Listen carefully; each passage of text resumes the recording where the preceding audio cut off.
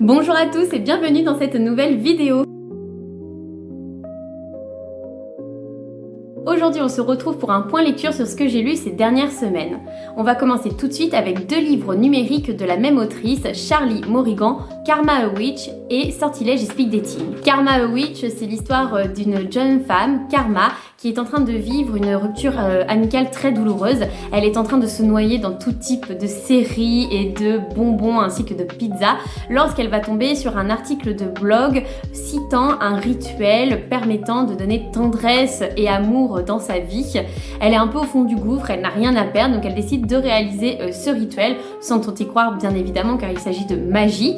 Mais quelque chose va apparaître et ce quelque chose c'est un chaton, mais pas n'importe quel chaton, un chaton qui parle. Et à partir de là, le monde de Karma il bascule totalement, elle a l'impression de vriller et elle va décider de se réfugier dans sa ville d'enfance auprès de ses tantes qui l'ont élevée. Là-bas, elle va découvrir un monde totalement nouveau, celui de la magie, car ses tantes vont lui apprendre qu'elle est une sorcière, mais que sa mère ne souhaitait pas que Karma vive avec la magie. Donc c'est pour ça qu'elle avait complètement oublié ses pouvoirs. Et donc là, ça peut nous faire un petit rappel à Charmed d'ailleurs, qui est cité dans le livre au début. Donc avec Karma, on va vraiment apprendre à connaître tout ce système de magie, comment la magie fonctionne et son apprentissage. Et ça, c'est ce que j'ai vraiment beaucoup aimé, c'est de découvrir tout ce monde en même temps que le personnage principal, qui est d'ailleurs une femme très attachante. Voilà, elle est drôle et en même temps on sent qu'elle est beaucoup sur la retenue, qu'elle cache beaucoup de choses et elle a quand même envie de totalement se libérer parce qu'on sent que sa vie en ville, manager d'un Starbucks, voilà, ça ne lui plaît pas trop et là elle est complètement en train de s'ouvrir et de découvrir qui elle est vraiment au fond d'elle et la magie fait partie un petit peu de tout ce processus.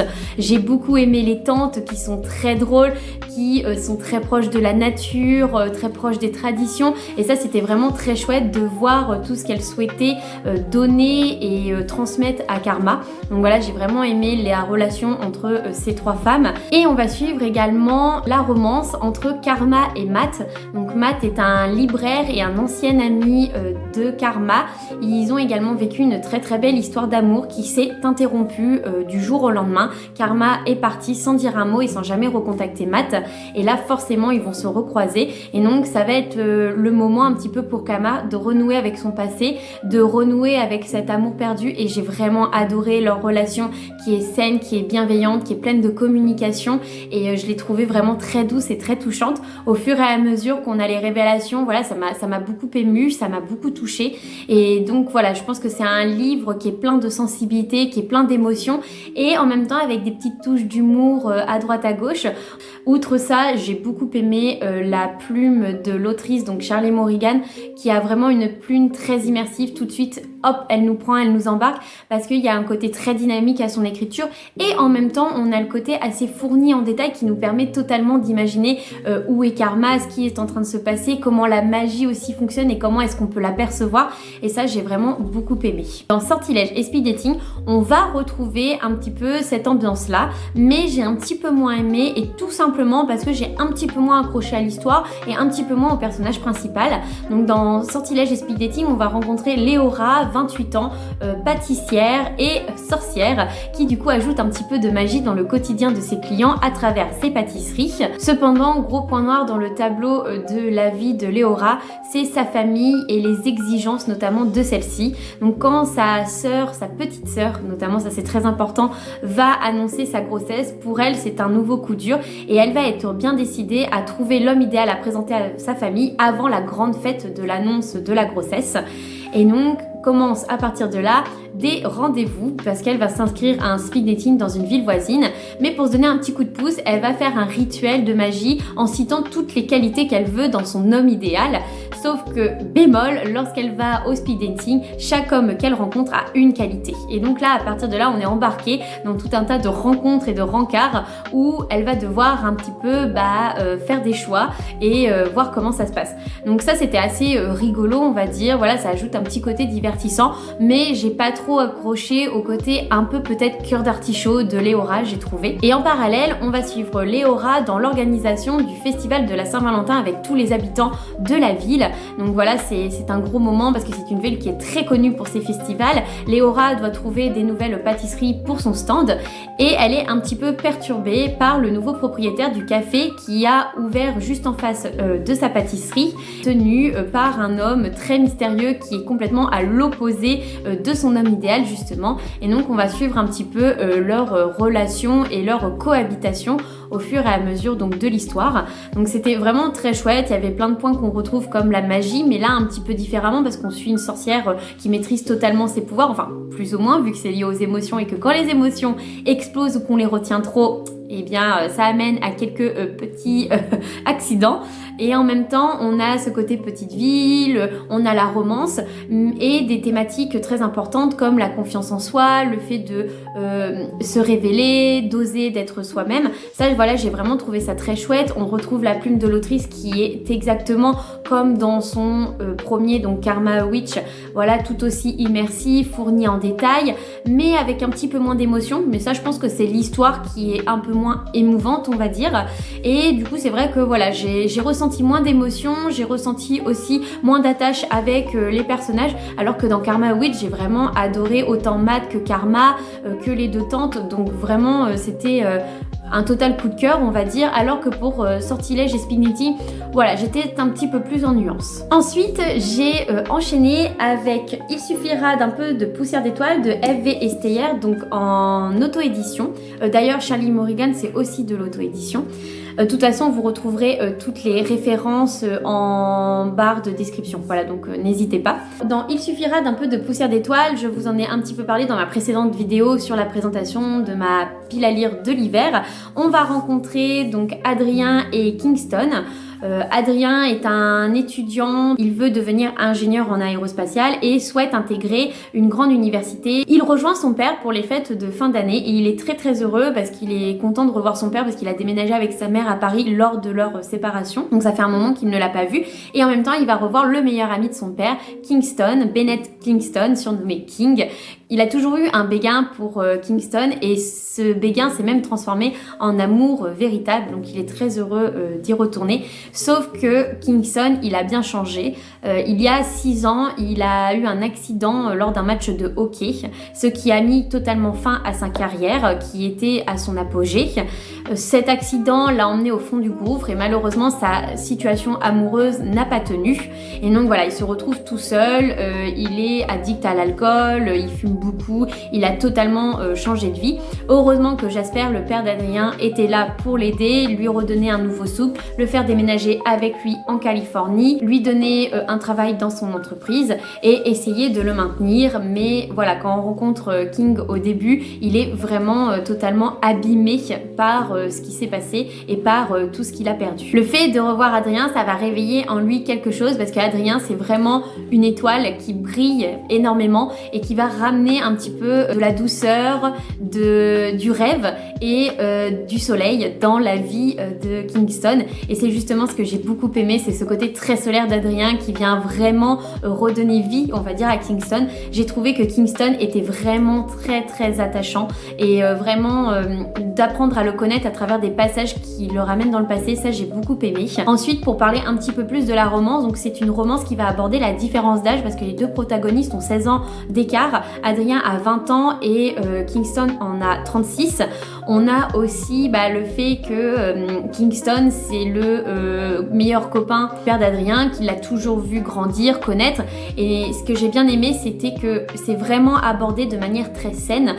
J'avais un petit peu peur au début et souvent c'est le cas avec les romances qui abordent la différence d'âge parce que parfois je trouve que c'est pas toujours très bien abordé et là au contraire l'autrice elle arrive vraiment à mettre beaucoup de réalité dans sa romance, c'est-à-dire que Kingston il va pas foncer forcément tête baissée dans cette relation alors que Adrien lui il est fou amoureux et il veut que Kingston le voit autrement et il veut tout faire pour, et Kingston il met des barrières parce qu'il y a la différence d'âge, parce qu'il y a le père d'Adrien, parce qu'il a vu grandir, mais tout le long on nous explique bien qu'il ne l'a jamais vu comme ça C'était un amour que platonique, voilà, il aimait comme un gamin, comme le gamin de son meilleur ami, et il avait un côté très attachant, voilà, mais ça s'arrête là. Et pendant 6-7 ans, il ne l'a pas recontacté, il ne l'a pas revu, il n'a même jamais forcément pensé à lui. Mais là, le fait de le revoir en homme, ça réveille certains désirs en lui, mais il se sent coupable. Et en fait, tout le long du roman, ça va être un petit peu la déconstruction de ces obstacles par la persévérance notamment d'Adrien, qui va en fait un petit peu secouer Kingston en même temps de lui redonner goût à patiner sur la glace, car il l'avait totalement arrêté, voilà, et de lui faire découvrir un petit peu d'autres joies et de le reconstruire et de le relever. Et ça, c'est ce que j'ai vraiment beaucoup aimé, c'est ce côté très lumineux. Donc on est vraiment dans une romance totalement de Noël, parce qu'il y a vraiment ce côté Noël, même si c'est en Californie et qu'il n'y a pas de neige, il n'y a pas voilà, tout ce côté hiver, on va dire, mais on a quand même cette ambiance de Noël jusqu'au 24 décembre, l'échange des cadeaux, les musiques, tout ça. Donc ça, c'était vraiment très chouette. Le seul petit bémol pour moi, mais ça c'est vraiment très subjectif, c'est les scènes donc spicy, qui sont donc là pour plus de 18 ans. Il y en a quand même quelques-unes, elles sont décrites, mais voilà, moi j'étais un petit peu gênée de par notamment le vocabulaire. Plus, après j'avoue que j'ai un petit côté fleur bleue aussi, donc quand c'est un petit peu trop direct et un petit peu trop décrit, ça peut vite un petit peu me gêner ou me freiner dans ma lecture. Donc ça c'est purement subjectif, parce que si vraiment vous avez l'habitude des romances, voilà, il y a souvent des scènes du coup spicy, donc faut pas hésiter, faut pas s'arrêter à ça, parce que l'histoire elle est vraiment très chouette. Et pour terminer, l'écriture de l'autrice est vraiment aussi très prenante, très fluide, et je trouve qu'elle arrive totalement à construire des personnages avec beaucoup de personnalité et à créer aussi des dialogues très touchants et tout un contexte aussi assez émouvant. J'ai enchaîné ensuite avec le deuxième tome de Four Wings, Iron Flame de Rebecca Yarros chez Hugo Roman dans leur collection Romantasy. Donc là pareil, je vous disais dans ma précédente vidéo que j'étais en train de le terminer, c'est qui est fait, et je dois dire que effectivement il y a énormément de rebondissements dans la deuxième partie de ce roman. Donc le roman est découpé en deux parties. On retrouve Violette et Xaden. Après, donc je ne vais pas vous spoiler, mais donc après le tome 1. Et effectivement, il y a vraiment deux parties. Donc une première partie qui est un petit peu plus longue, si on veut, dans le déroulé des événements, parce qu'on est comme Violette totalement dans un flou. Voilà, elle sait certaines choses, mais pas totalement. Il y a beaucoup encore de secrets.